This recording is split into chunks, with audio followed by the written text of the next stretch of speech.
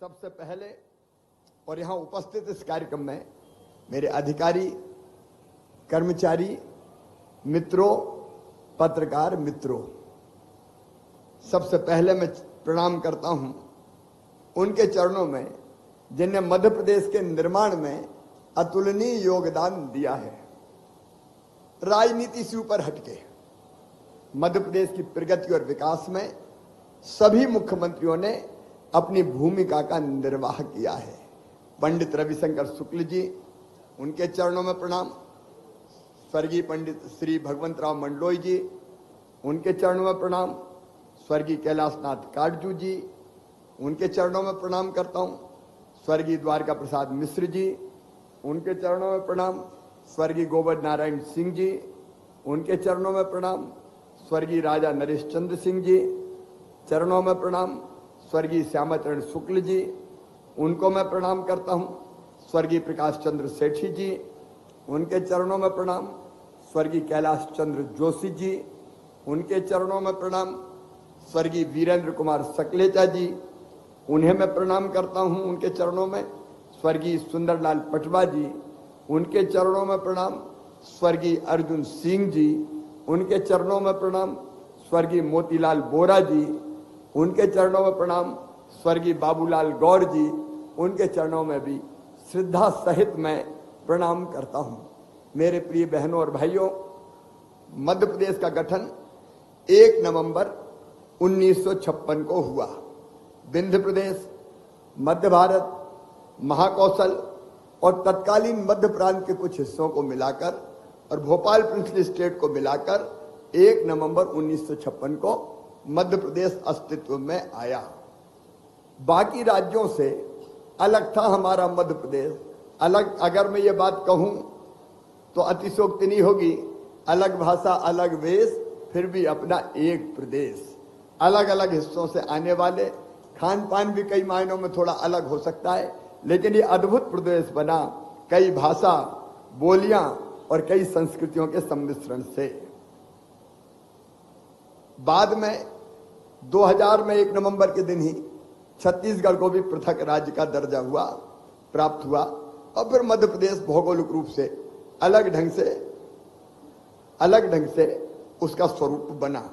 लेकिन मुझे प्रसन्नता है कि लगभग 1 नवंबर को मध्य प्रदेश के गठन को 67 वर्ष पूरे हो जाएंगे। इन 67 वर्षों में मध्य प्रदेश ने प्रगति की, विकास की, एक लंबी मंजिल तय की है। और मैं पूरे गर्व के साथ कहता हूं, उस विकास यात्रा में हर मुख्यमंत्री का अपना अतुलनीय योगदान रहा है। मैं उन सारे मुख्यमंत्रियों जो दिवंगत हैं, आज हमारे बीच नहीं है, पूर्व मुख्यमंत्री भी है, कोई एक व्यक्ति मध्य प्रदेश के विकास का श्रेय नहीं ले सकता। सबने अपनी तरफ से अपनी अपनी भूमिका का निर्वाह किया और अपनी तरफ से सबने सर्वश्रेष्ठ प्रयास किया कि मध्य प्रदेश लगातार आगे बढ़ता रहे। और इसलिए जब ये नया सेक्रेटरीएट बना, वल्लभ भवन में ये नया हिस्सा जोड़ा गया, उसी समय मेरे मन में ये भाव आया कि शिवराज, अकेले तुम नहीं, कई मुख्यमंत्री इस देश के निर्माण और विकास के भागीदार रहे हैं। सबने अपनी तरफ से भरपूर प्रयास किए हैं। सामर्थ्य जितना था उस सामर्थ्य को लगाया है।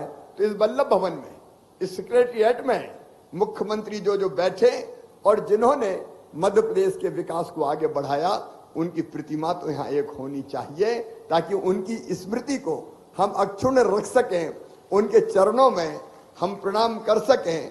और 1 नवंबर को जब मध्य प्रदेश दिवस का कार्यक्रम होगा, तो उस दिन इन सब दिवंगत मुख्यमंत्रियों के चरणों में प्रणाम भी किया जाएगा, पुष्प अर्पित किए जाएंगे और उनके योगदान को स्मरण किया जाएगा। उनके योगदान को स्मरण किया जाएगा। इन सब का अपना अपना विजन रहा है, अपना अपना सोच रहा है।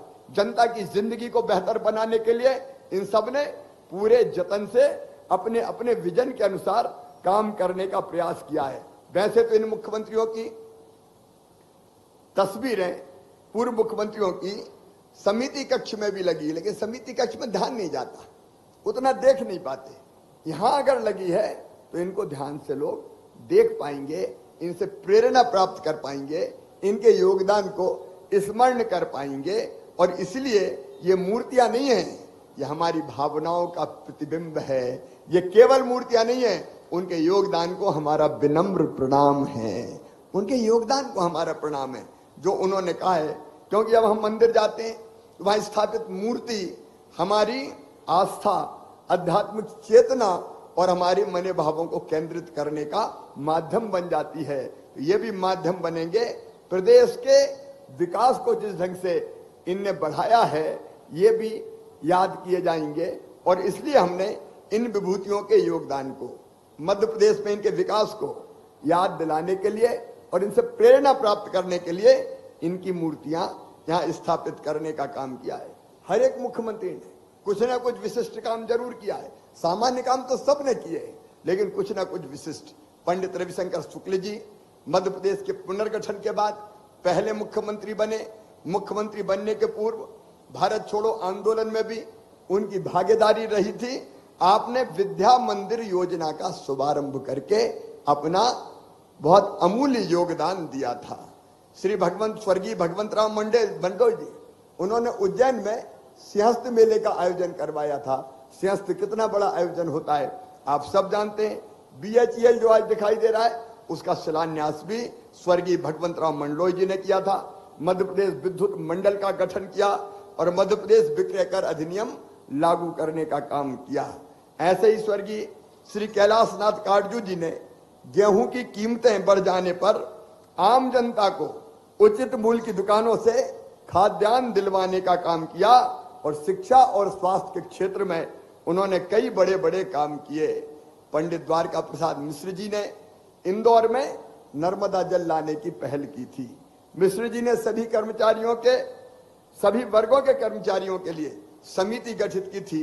उज्जैन और रतलाम में औद्योगिक इकाइयां शुरू की थी।